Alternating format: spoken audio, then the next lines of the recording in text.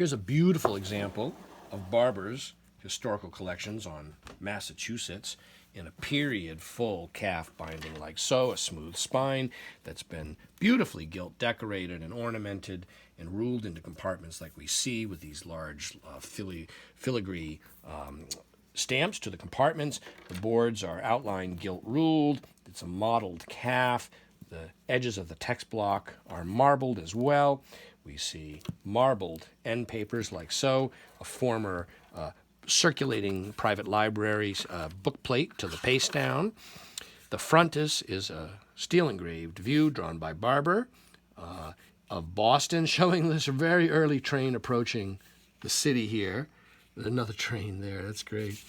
It's 1844 Worcester.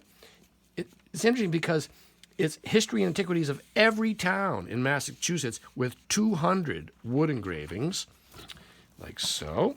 And at the front, there is this very nice steel engraved with original hand color folding map, probably engraved by Boynton, but it's not signed anywhere where I can see that.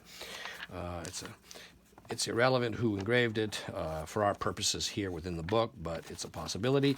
One of the things we notice are these really nice early town views that are full page, mixed in with this endless assortment of smaller wood engraved views.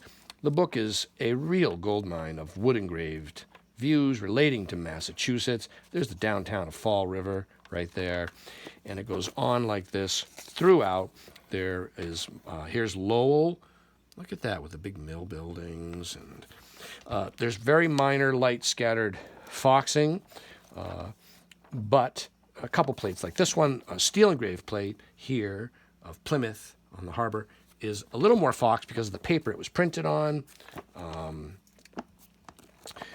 But most examples of this book do not survive in this kind of a very attractive, oh, there's Newburyport right there, that's nice, condition with the gilt on the spine, so bright, the leather still supple. It's a very pleasing book with a nice age patina, and it's currently available now online from me, Brian DeMambro.